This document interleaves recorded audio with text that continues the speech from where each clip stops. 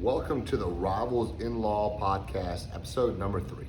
As you can see, I'm kind of alone in law today. My brother-in-law Daniel, who's the other host in this show, is not able to be here because his sister's getting married. So congratulations to the Mr. and Miss Ryan. Glad Daniel was able to be there, be with his family. I know he enjoyed it, but we want to be able to consistently give you just the best information that we can. So we're going to start off with some news from around the league. I think it's always good to start off with that because that indirectly impacts us in a lot of ways. Whether you're a Packers fan or a Saints fan or whatever, just a general football fan, it's good to have a general knowledge of what's going on around the league. With that being said, there is no news on Rodgers. That's why I'm wearing my Aaron Rodgers jersey today. I figured, by the time the next podcast is being aired, Aaron Rodgers might no longer be the quarterback for the Green Bay Packers. And so I figured I'd take one more opportunity to wear this jersey. Let's start off with the last big domino that's going to fall with the QB carousel. Now that we know that Derek Carr is with the Saints, several other quarterbacks have changed teams or transitioned to a different, a team. Aaron Rodgers is in the middle of transitioning to to New York, The last big domino to fall, there's still a lot of mystery around it, is Lamar Jackson. So the most recent thing about Lamar Jackson has been that there's been a rep. Now, Lamar has come out and denied this. I believe he denied it. There was a tweet where he said that that's not real or that's fake or that's a lie, something along those lines. But supposedly there's a rep that's been contacting team officials from around the league trying to spark up contract negotiations. And the reason that that's an issue is because the NFLPA only allows certified agents to contact the team on the behalf of a player. So with that being said, the other reason that's a big issue is because I think it shows that maybe the Lamar Jackson camp is getting a little nervous and hoping that they get that contract that they think they deserve. Again, the Ravens want Lamar Jackson back. I don't think that anybody would say that they don't want him back or they don't want to pay him. There's that crutch of a fully guaranteed contract is something that they're not thrilled about, and it's not something that they're going to give into by the looks of it. But with that being said, the Ravens are still having an active off season. They're doing their best to make sure that there's weapons surrounding Lamar Jackson when he comes back. And they signed Nelson Aguilar. Now, a lot of people could make jokes whether he's a good receiver or not. He's a good receiver. He's an average receiver, and he's one that could add veteran presence and production to a team that I believe needs it. Outside of Mark Andrews and I can't remember any other receiver they have. I believe Hollywood Brown is in Arizona now, and so they really don't have weapons around Lamar Jackson, and I think this could add a consistent presence on offense that they could really benefit from. So that's Lamar Jackson. That's kind of where we are with that. Is there's really no telling what's going to happen with the contract negotiations, but the thought is that I think my opinion is that he's going to end up back at the Ravens. Ezekiel Elliott. Now, Ezekiel Elliott is not the running back he was a couple of years ago, where he was just one of the best running backs in the league, top 3 arguably. But he's still a valuable asset to a team that can afford him, right? He's not worth the contract that he had with the Cowboys. He's since been cut, right? He's been released, but he's still a good running back, and he's actually let out a list of preferred teams he'd like to be with. And I want to dig into this a little bit because I think it's pretty interesting, the list that he came up with. So he came up with the list of the Eagles, the Jets, and the Bengals. Now, everyone's going to have their opinion of why. Those are the 3 teams that have been listed, but I'm going to give mine. So first off, the Eagles. I think he's intrigued by the prospect of being on a team that runs the ball so much and so well, right? So Miles Sanders is now with the Panthers, which it's crazy because the Panthers have signed Miles Sanders, they've signed Adam Thielen, they've signed a couple other free agents. So it's clear that they're not backing away from being competitive this year. But regardless, so he's interested in going to the Eagles. that could be a dangerous mix. You put somebody like Ezekiel Elliott, who is a talented running back, with somebody like Jalen Hurts, who can run the ball really well. Defenses have to guess which one's going to run, and that could work to Ezekiel Elliott's, benefit. The next team is the Jets. Now, the Jets are kind of, I think, the dark horse. There's really no clear-cut reason why. There's no guarantee they're going to be contenders, though I believe they're going to be contenders if they get Aaron Rodgers. That's about the only reason I could think that he says he wants to go play for the Jets, is the prospect of playing with Aaron Rodgers, playing with a Hall of Fame quarterback that is known for being able to throw the ball to his running back and get some yards out of his running back in the passing game, as well as pretty good with the play action and the run pass option. So there's several reasons why I could see Zeke wanting to go play with Rodgers.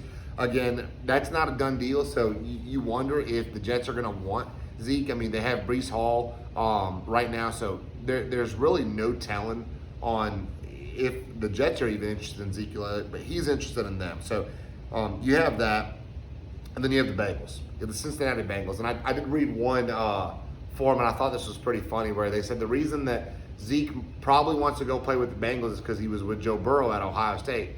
But he didn't play with Joe Burrow at Ohio State. He was on the team. They were on the same team. But remember, Burrow didn't play at Ohio State. He made his claim to fame at LSU, right? So I don't think that's why. I think the biggest reason why is because the Bengals are such a balanced team and they're contenders.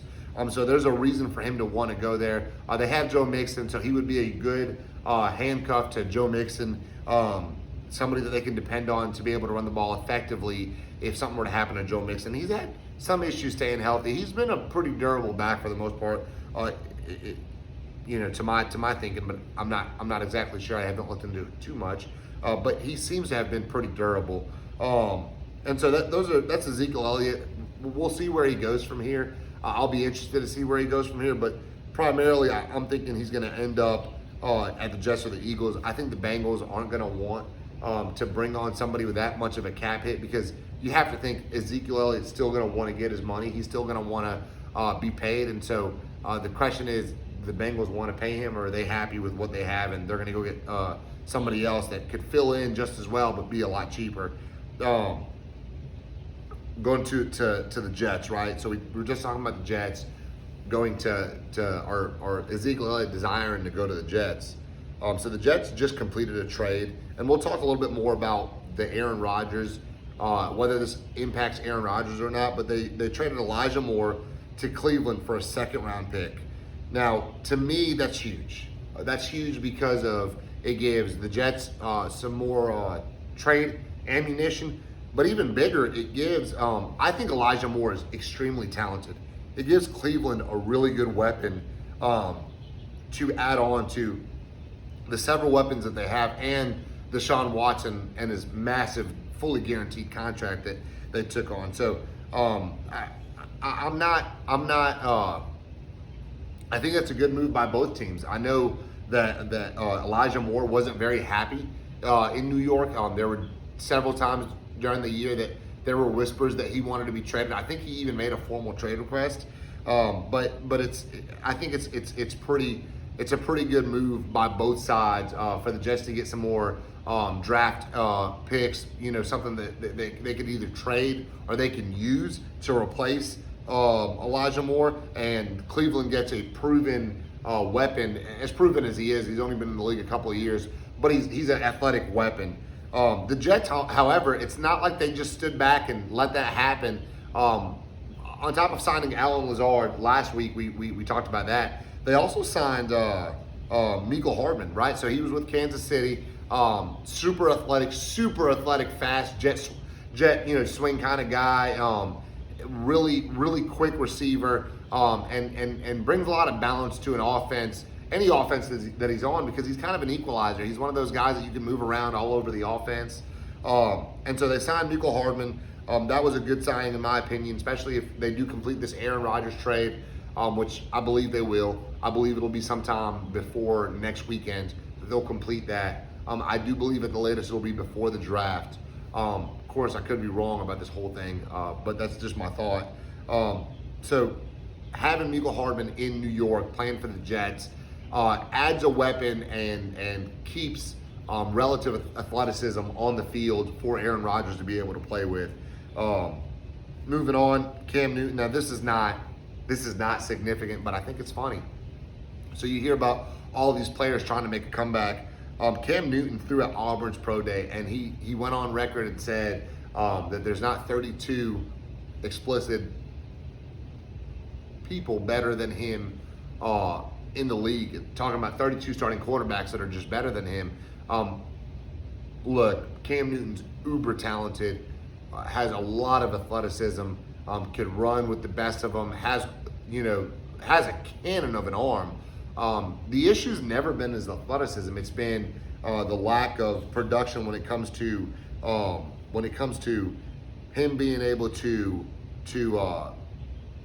make the proper decisions to win a football game. And so Cam Newton, if you remember, he was with Carolina whenever he had his MVP year, and he was doing really well over there. And then he went on and they released him, and he went and played for New England, right? So he played 15 games for New England. He started in 15 games. He was only able to throw for 2,700 yards, 26 and some change. He threw 8 touchdowns and 10 interceptions.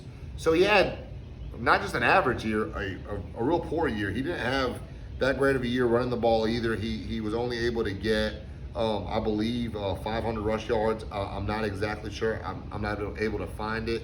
Let me see. I think I actually did find it. So yeah, he was able to get 592 rush yards. He wasn't incredible on the ground. He was effective, but not incredible. Obviously not enough for him to counteract the lack of passing yards that he was able to get, because he did not have a good year. New England did not have a good year that year. That and I don't see the benefit of him coming back. I don't see any team saying, yeah, Cam Newton's the missing piece. I mean, maybe he can fill in for a guy, kind of be a bridge piece, but I don't think so. And I think he's too prideful to be a backup. And then he went and played for Carolina last year, or in 2021 actually. He played in 8 games, started in 5, threw for 684 yards. It just wasn't effective. 4 touchdowns, 5 interceptions. He just wasn't very effective, and I don't have reason to believe that he's going to come back and be effective again. He's got the arm talent, but so did who was Carr's brother, David Carr. He had there was a show one time where he was on with Patrick Mahomes, and Patrick Mahomes was throwing lasers and throwing the ball at ridiculous speeds, but David Carr was keeping up with him. He was able to throw at similar pace, and so he clearly has the arm talent. So my point is, it's not just athleticism that's going to get you to a position in the league where you're a valuable asset that someone's going to sign. So with that being said, valuable assets that people want to sign, and I'm very excited about this. The Miami Dolphins have exercised Tua's 5th-year option.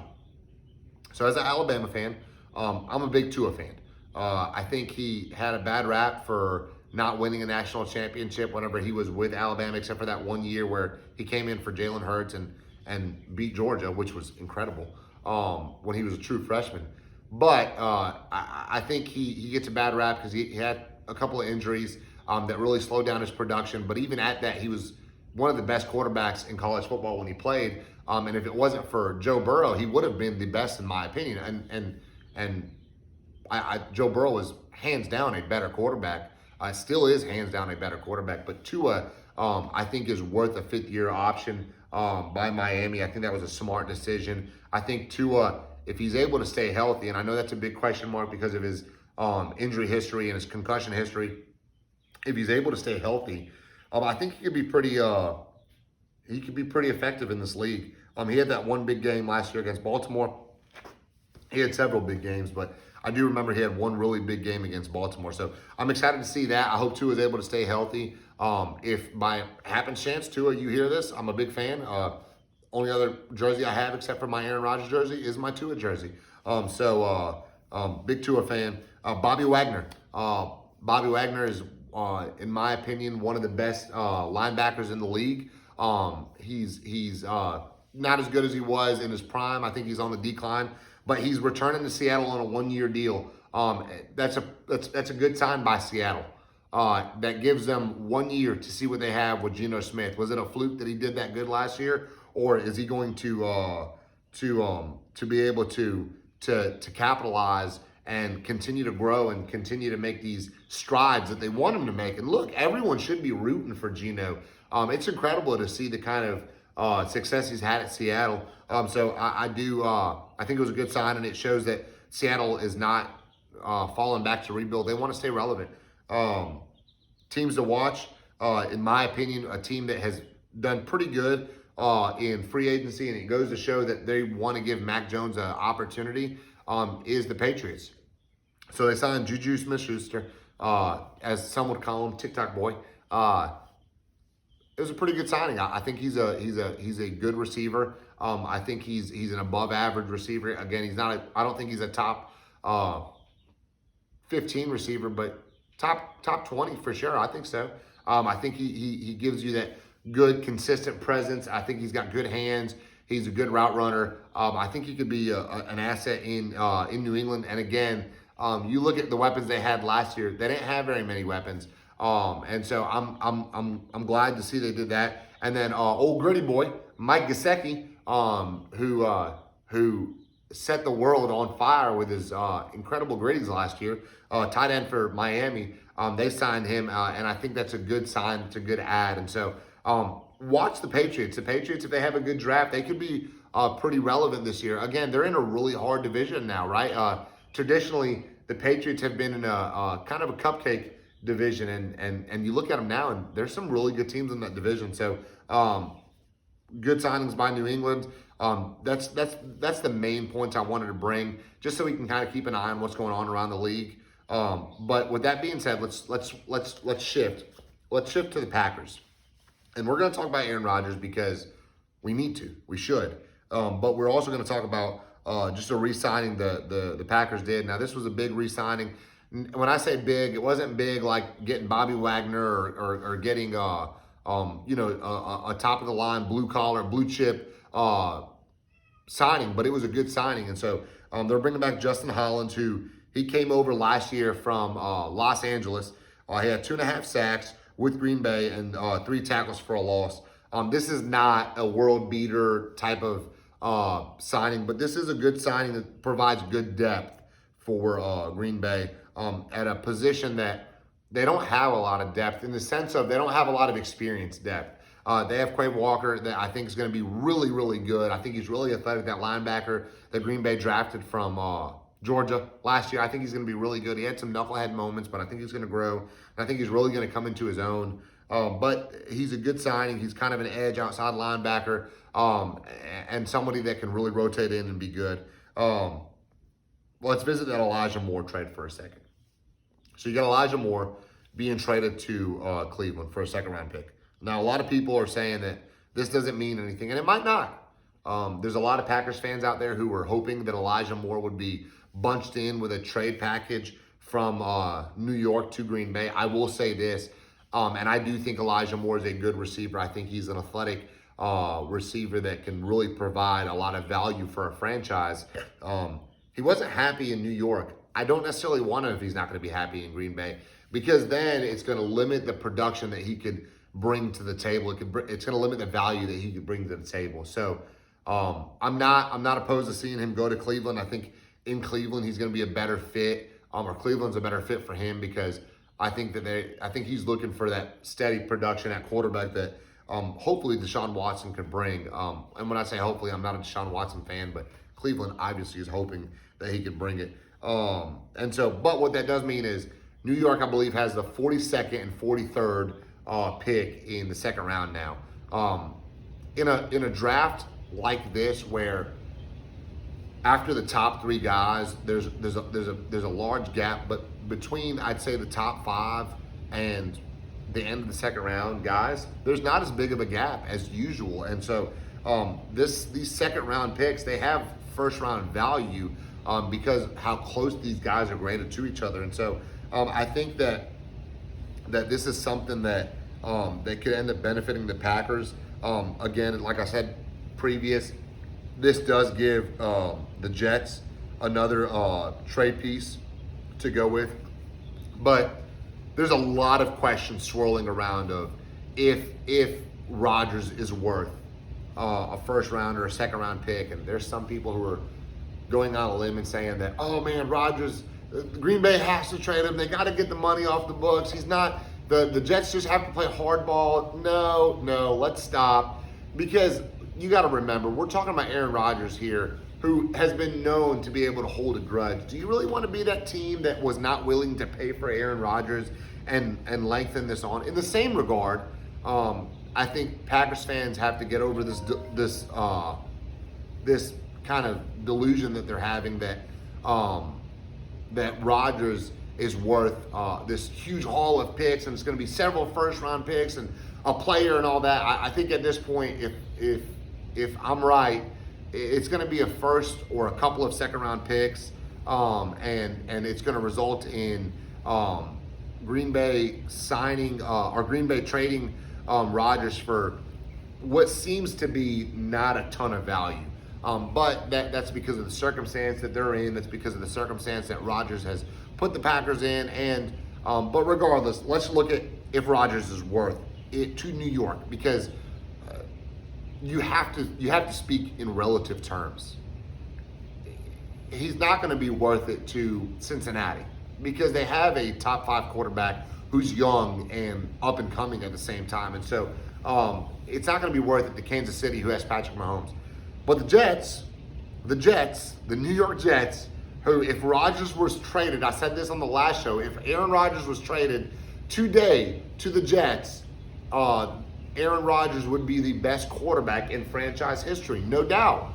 The last relative quarterback that they had was Joe Namath. So you look at the Jets and what they had last year. So they had Zach Wilson.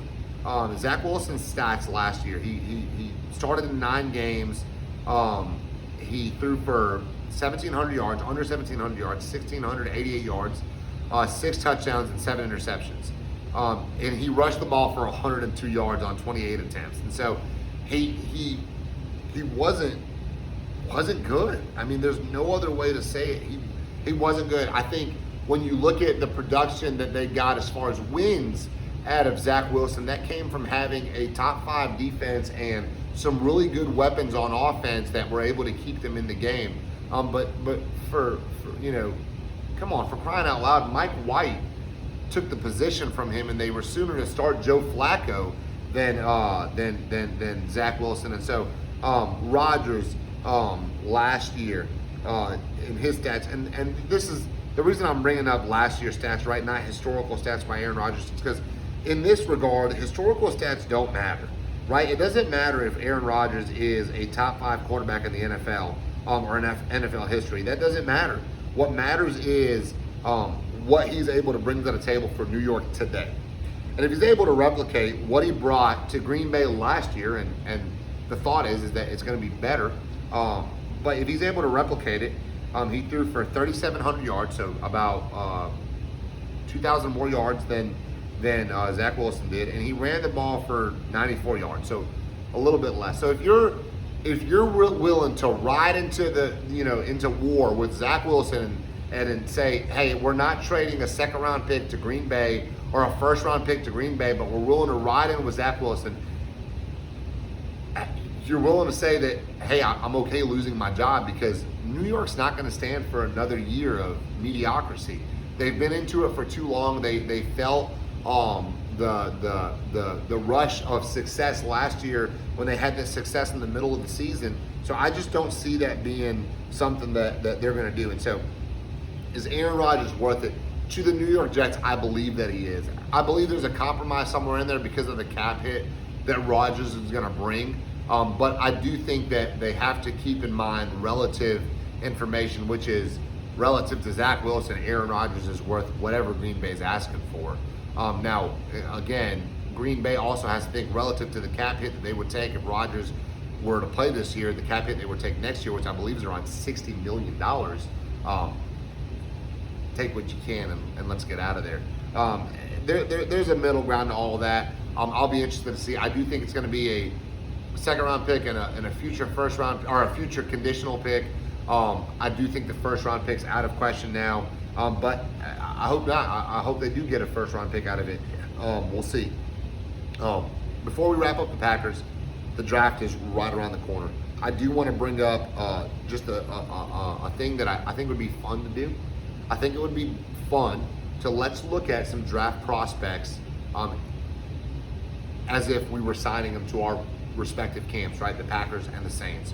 And so for the Packers, you look around, they have the starting offensive line is pretty good. They have some guys on the second string offensive line that are pretty good. Aaron Jones is still a top 10 back. A.J. Dillon's a good second string back.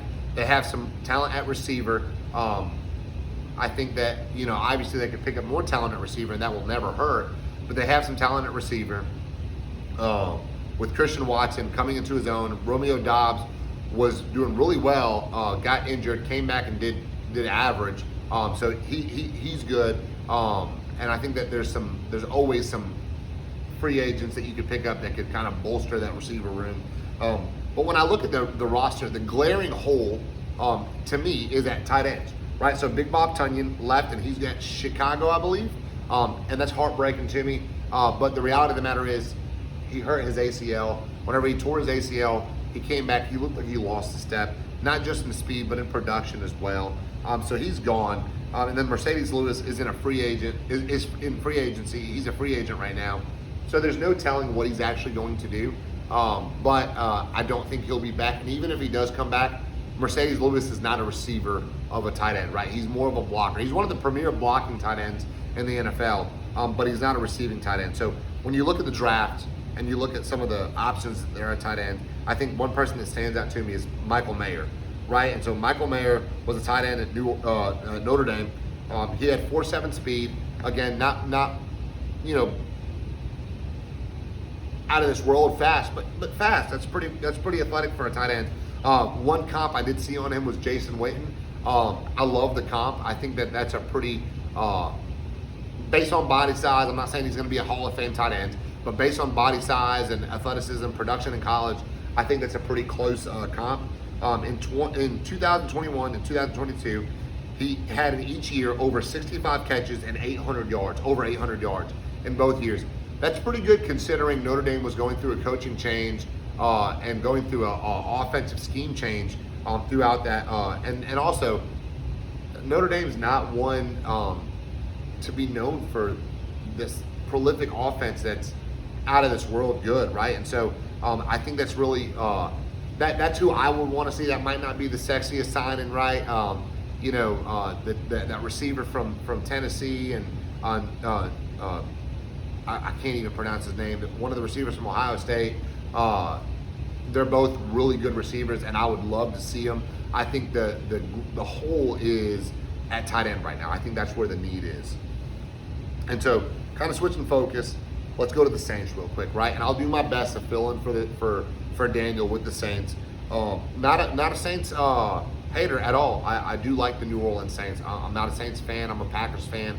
But I do like the New Orleans Saints, and if I'm not rooting for the Packers and the Saints are playing, who dat? Let's go. Let's get after it. I have a ton of friends that are Saints fans, and so I'd love to see the Saints do well.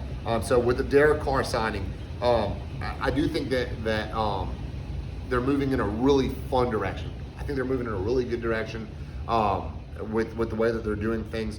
So they're bringing back Malcolm Roach, and Malcolm Roach is not a world beater. He's not, even a starting defensive tackle in the NFL. But he's a really, really sound rotational player. So he had in 2022, 26 tackles and 1 sack, right? So he's coming back on a 1-year deal for $895,000. That's a bargain deal. That's a really good deal for a rotational player that's familiar with your system, familiar with your schemes, and can continue to grow. And so I think that's a really good sign, and I'm excited to see Malcolm Roach coming back. I think that's a good sign by the Saints. Jonathan Abram. Jonathan Abram's been one of the most underwhelming players in the NFL. He even had last year, he actually had a small stint with Green Bay where I got really excited about him coming because I like Jonathan Abram. I liked him coming out of Mississippi State. Super talented, really fast, really athletic, ran a 4.45. But ultimately, I think what's kind of derailed him is he's had a lot of trouble staying healthy. But in New Orleans, where you already have a really good defensive backfield, right? You already have a couple of really good safeties. You have some really good DBs, cornerbacks. I think he can really add to the depth there, and hopefully he makes the cut and he's able to stay healthy, because I think he can provide some help in that backfield and really be good. So Jonathan Abram signed. I hope he's able to do good. With that being said, this is kind of a mixture, right? So this is draft spotlight, but it's also kind of a look forward into free agency next year, right? So free agency next year, we already know this year Marcus Davenport went to Minnesota. Like I said in the last show, I don't think this is a huge loss, mainly because Marcus Davenport had a lot of issues staying healthy. When he was healthy, he was an outstanding player. Look, Green Bay passed up on him, and